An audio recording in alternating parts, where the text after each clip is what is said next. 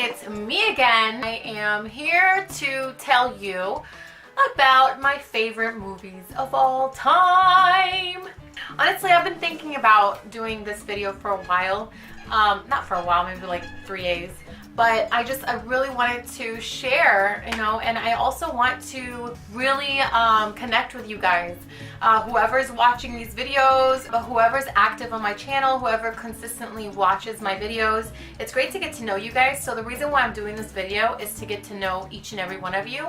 And so I wanted to share with you my 10, actually 11 favorite movies of all time.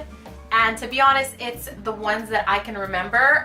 I had to actually look up the names of a few of these because I forgot the name. I did remember the actors, but I forgot the names. And so I'm just going to give you like the list, and I'm going to tell you the reason why I worked on each movie. And so I'm just going to go ahead and get right on it, right guys? A whole bunch of films throughout my life. Who hasn't watched a whole bunch of films, right?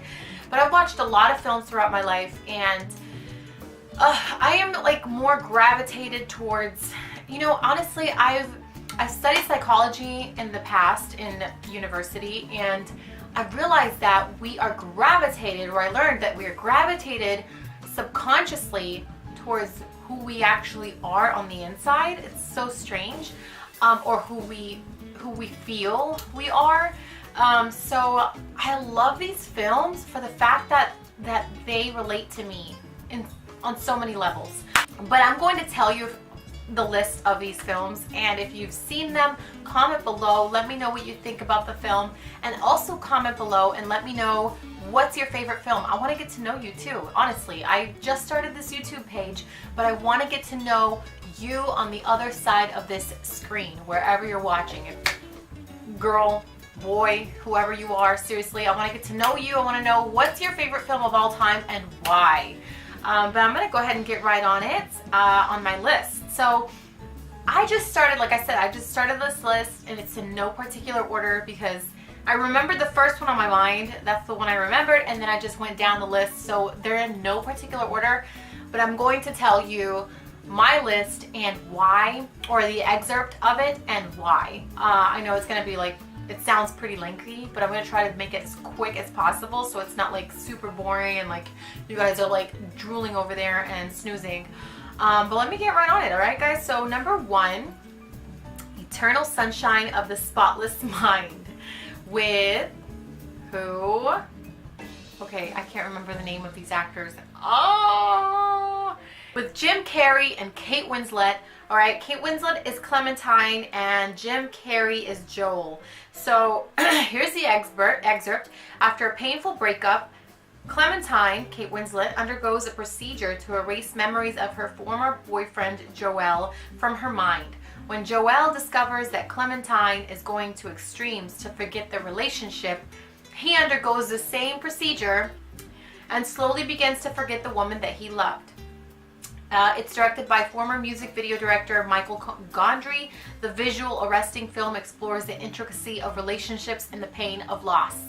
Alright, so this is the excerpt of this movie, and honestly, the reason why I loved it so much is because I could relate. I had many painful relationships in the past.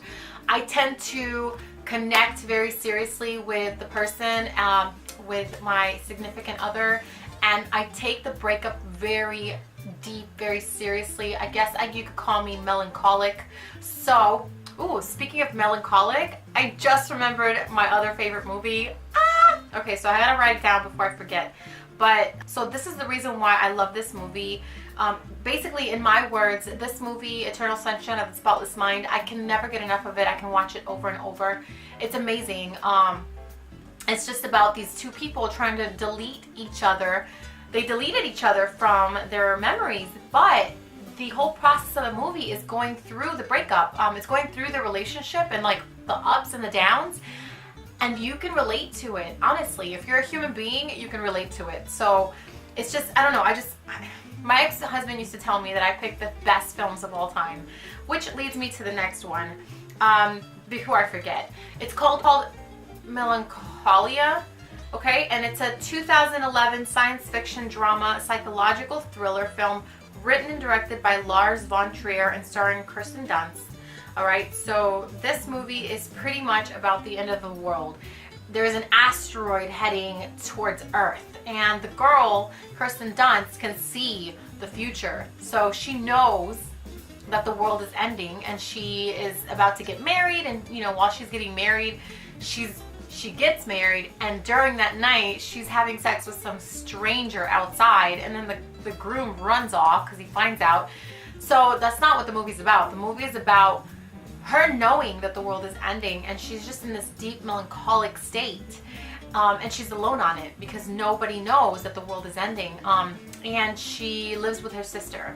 So her sister's married to a scientist who lied to her, told her that if she looks through this little loop at the moon, at the asteroid that's coming towards Earth, if it looks smaller through the loop, that means that it's not coming towards Earth.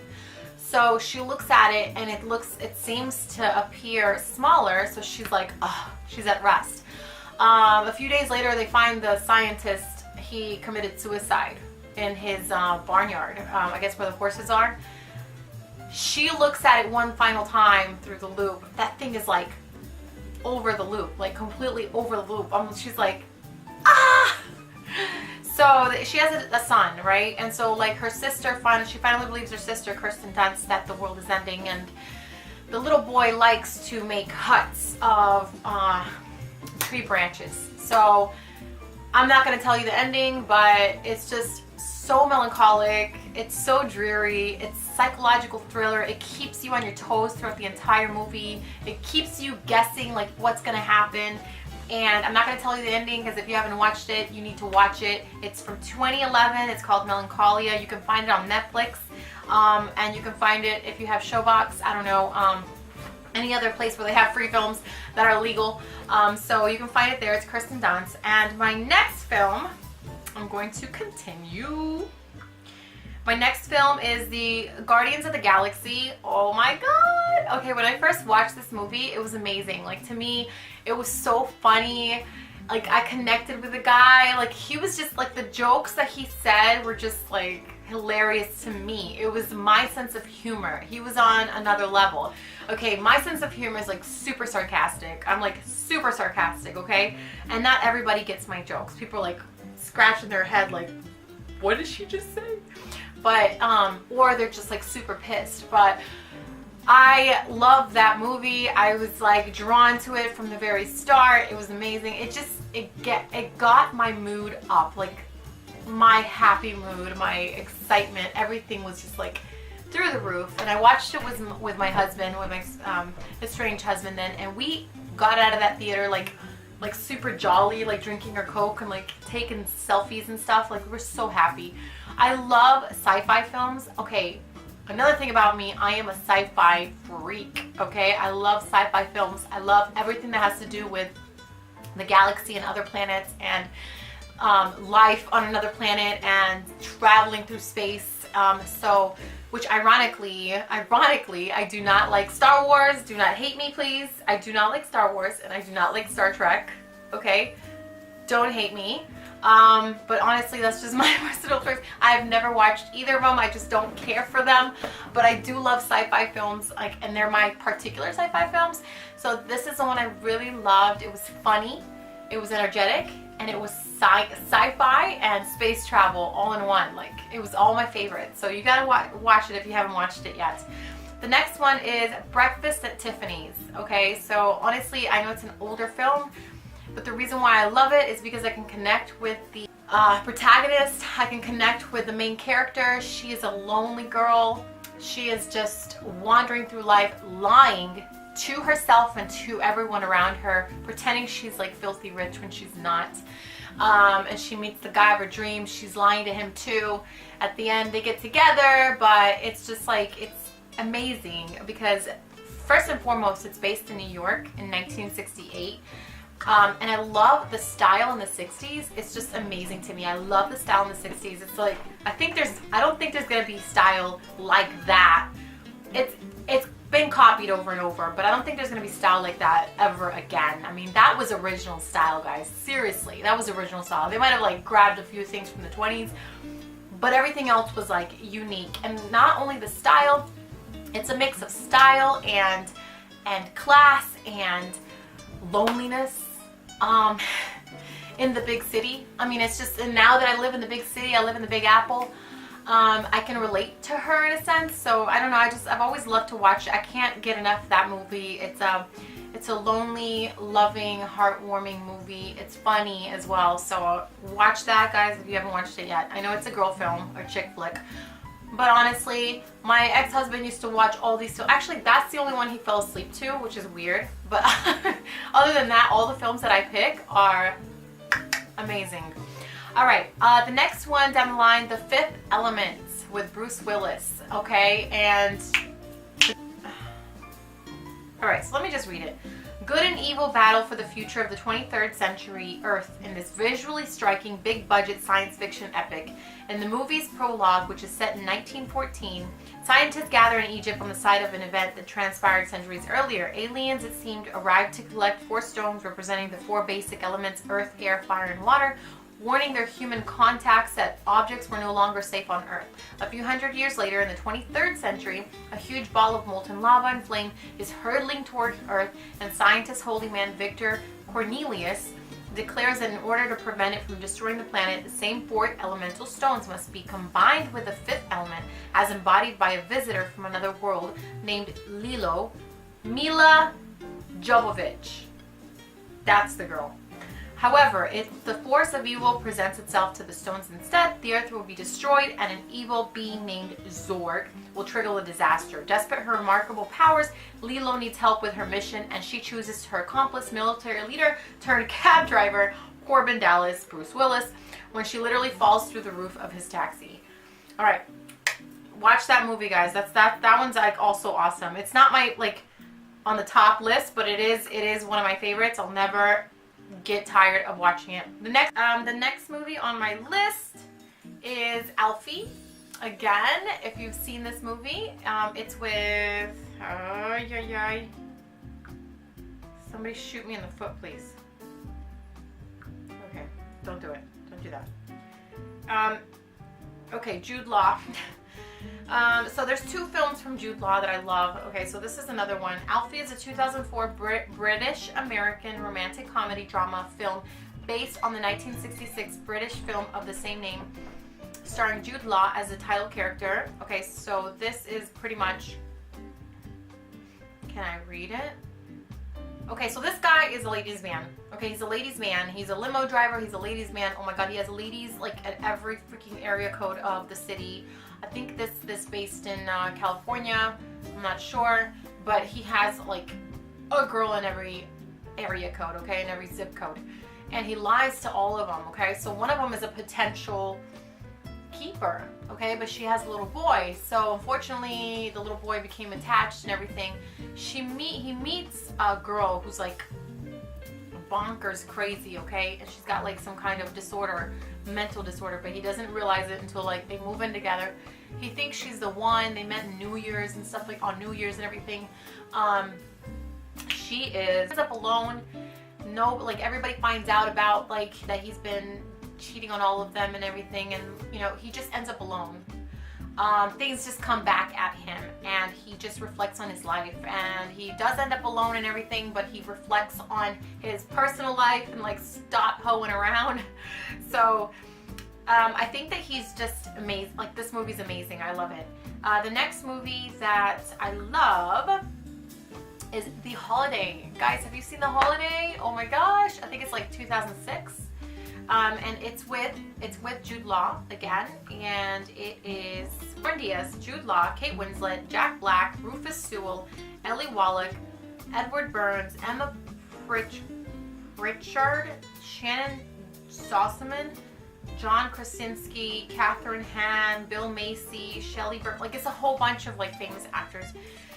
It's pretty much about like the relationships of each of these people. It's amazing, and it's like it bases more so on Cameron Diaz. She got cheated on by her boyfriend. She's like the super rich director in Los Angeles, and you know, she just wants to do something completely opposite of what she's used to doing. And you know, she gets like ulcers or whatever, so she's constantly taking medications because of all the stress that she undergoes.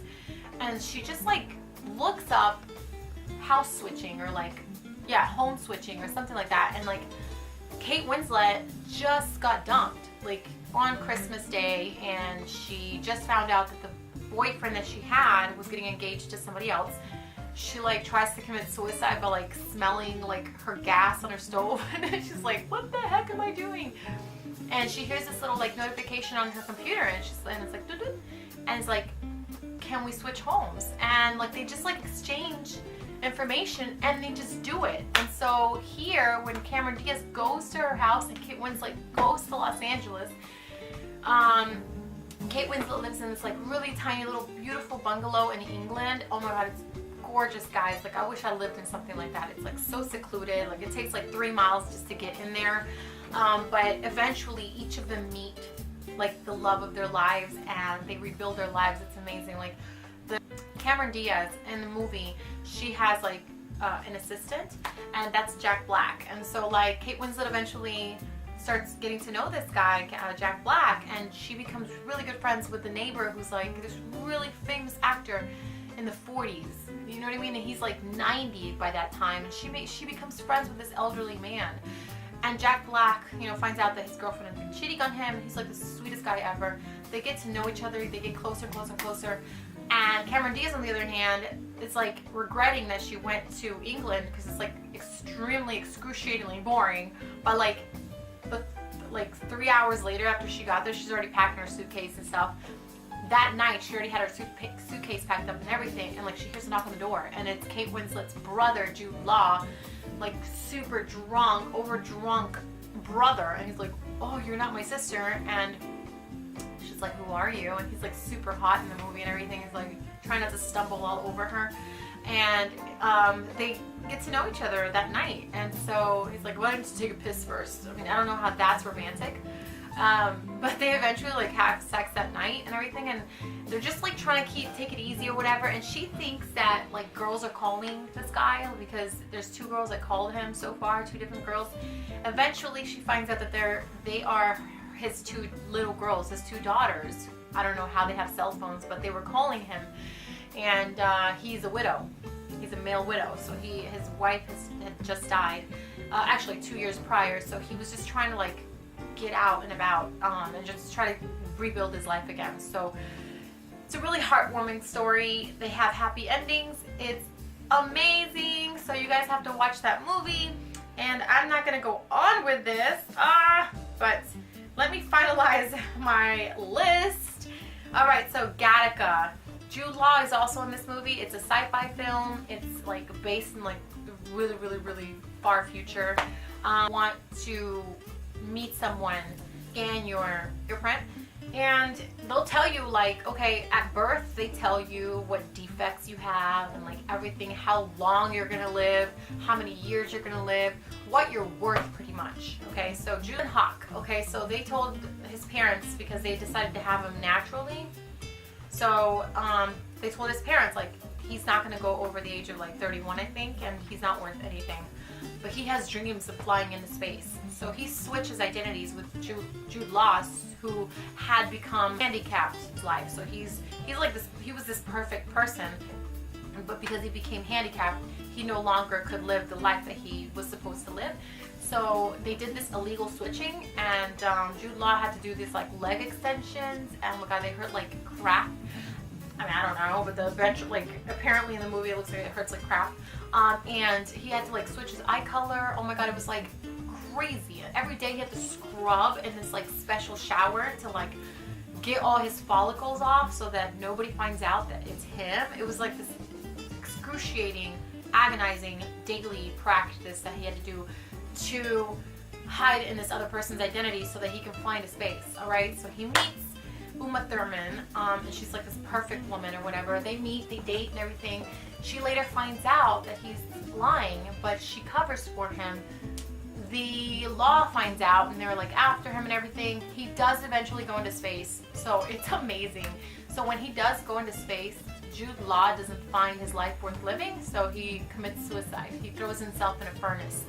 I'm sorry, am I like ruining the film? Okay, sorry, but sorry, but you have to watch that movie, Gattaca. It's 1996, so like it's really advanced for its time. It's great. The Great Gatsby with my baby Leonardo Dicaprio. Oh my God, I love that man. Leo, if you're watching one day, I know I'm not famous at all, but if you're watching, honey, I've been wanting to marry you since I was underage. I am now 33 years old and I am ready to party. No, seriously, I'm not kidding. I know everything about this guy. I fell in love with Leonardo DiCaprio from the Titanic.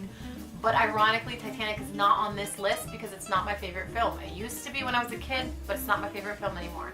The Great Gatsby, again, it's a lonely ranger movie. He's alone in the world. He ends up alone.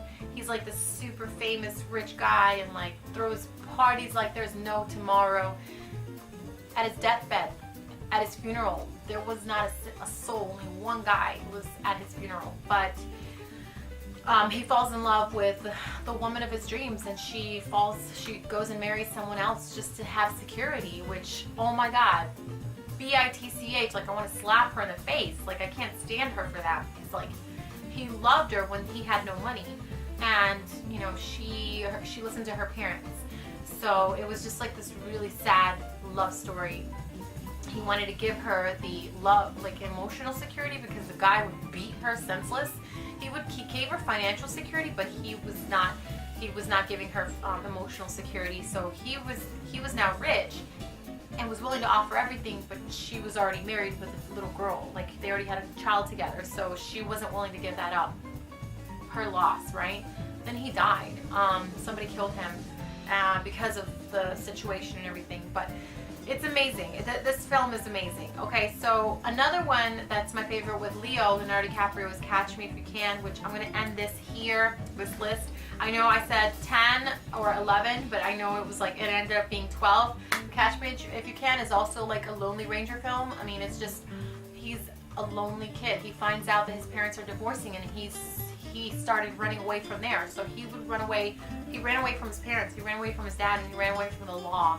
He eventually became part of the FBI with the fraudulent checks, and he was just like a master of fraudulent checks because he was the one who started it all. So it was amazing, like how many hats he pulled off. He was a doctor. He was he was a pilot. Anybody who watched this film, let me know in the comments below. What is your favorite film and why? Tell me in the comments below. I really want to get to know you guys. I really want to know who you are, where you are from, and tell me where you're from, guys. I currently reside in New York City. I was born in Mexico and I was raised in Atlanta, Georgia. So I'm from the South, baby. So who else is from the South? Let me know in the comments below. Guys, thank you so much for watching. Thank you so much for taking 25 minutes of your day and wasting it on my face. I love you guys so much. I know it's just a few of you. It's probably just like a handful that watches me, guys, but I love each and every one of you. Thank you so much for watching my crazy, weird vlogs and my crazy, ridiculous personality. I love you guys, and don't forget to subscribe if you're a new subscriber, guys. Thank you for watching. Thank you for stopping by my channel. Thank you so much, guys, for watching, and take care. Be sure to hit that like button if you like this video, and comment below for your favorite movies, and be sure to subscribe if you're a new subscriber. Thank you so much, guys. See you later. Bye.